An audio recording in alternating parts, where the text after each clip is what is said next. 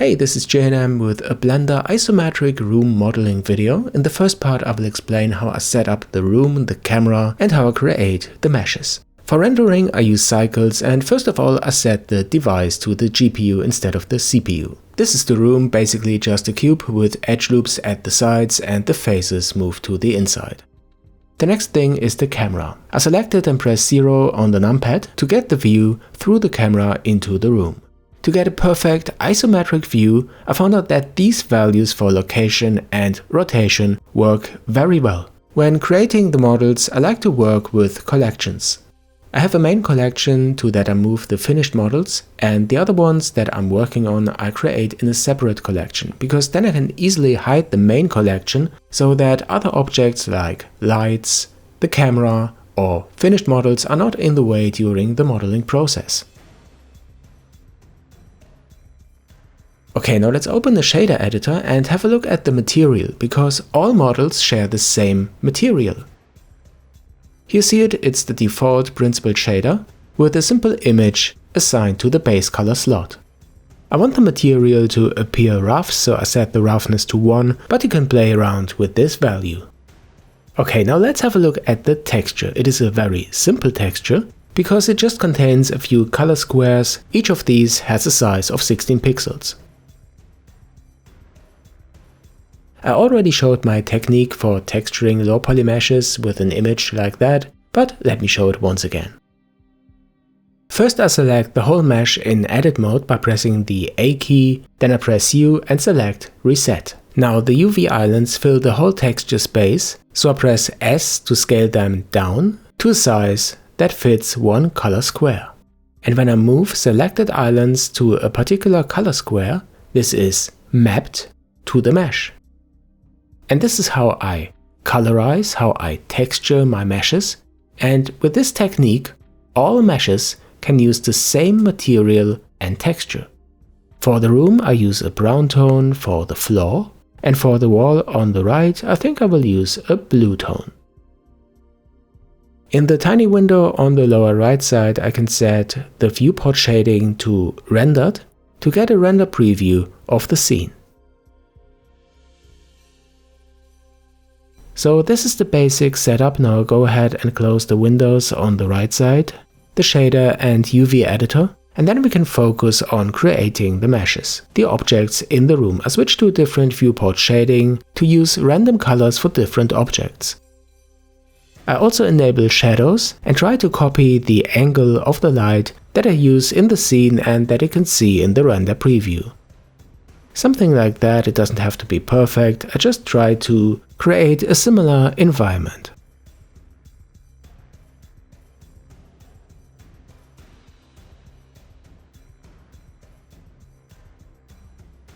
Okay, great, now we can start modifying the mesh. First of all, let's create a hole for the window. Press Ctrl and the R key to add some edge loops.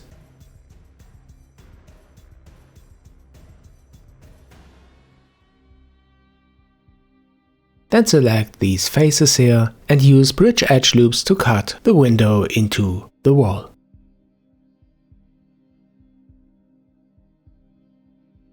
Alright, now let me tell you how we move on. I will show you by creating an example asset, the blinds for the window, how I model and texture the meshes for the room. I also use a new tool for that in Blender 2.92. You find this here in the preferences under the experimental section. It is called Add Object Tool. With this tool it is pretty simple to create primitives like cubes or cylinders at particular locations in the room. You can draw them onto faces, and I will do this now for the blinds. I draw a cube onto the wall and then I extrude it, which happens automatically after sketching the outline. And then you see we have a box. We can go to edit mode then and move this face a bit more to the inside. Now this will be the first part for the blinds. Now I go ahead and use again the Add Object tool and draw this time a cylinder onto the top face.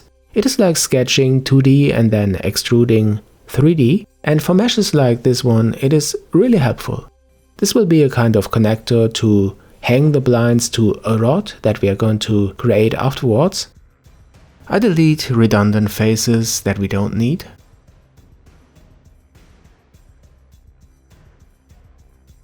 And then I move it back to about the center. It doesn't have to be perfect. And now this is one mesh that we can rotate and duplicate.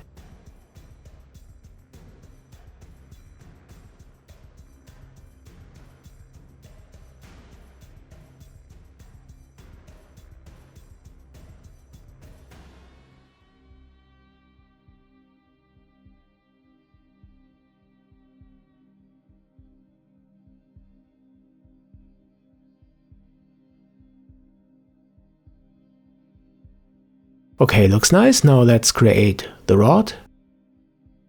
Same technique, sketch a cylinder, this time to the other wall, and press the Shift key while sketching to create a circle and not an ellipse.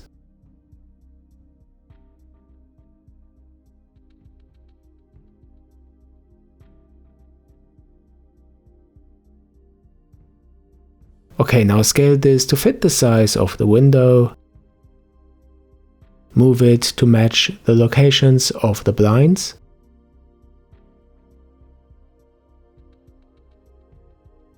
And then one more time use the Add Object tool with the cylinder to create connectors for the rod.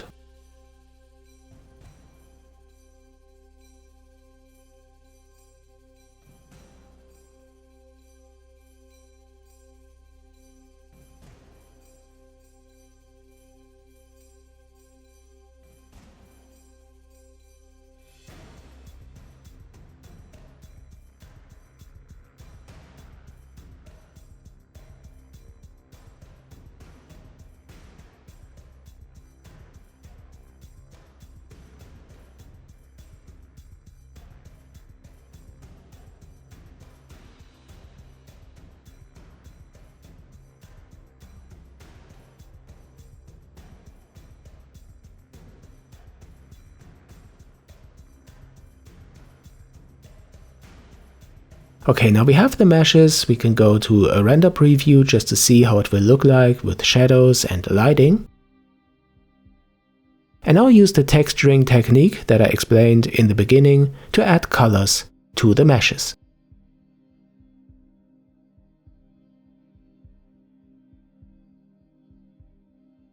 I select an object, go to Edit Mode, select All, press U and Reset, scale down the islands and move them by pressing the G key to a color square.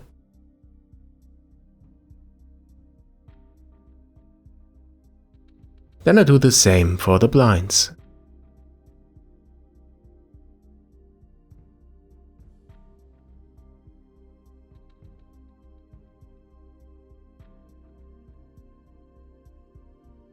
Now switch the viewport shading to the render preview. Looks good, but I see I forgot to assign the material to the blinds. Well, and this is basically how to create the room. The only thing we have to do now is to create the meshes, the assets inside of the room. So I'll speed up the video now and you can see me creating the chair, a desk, a monitor, and so on and so forth. If you'd like to see the modeling process in real time and with some textual hints, you can get this video from my Gumroad page. It also contains the full Blender project and a getting started template with an empty room, and everything is set up, the camera, the textures, so that you can directly go ahead and create your own isometric rooms. Okay guys, here's the time lapse, sit back and enjoy.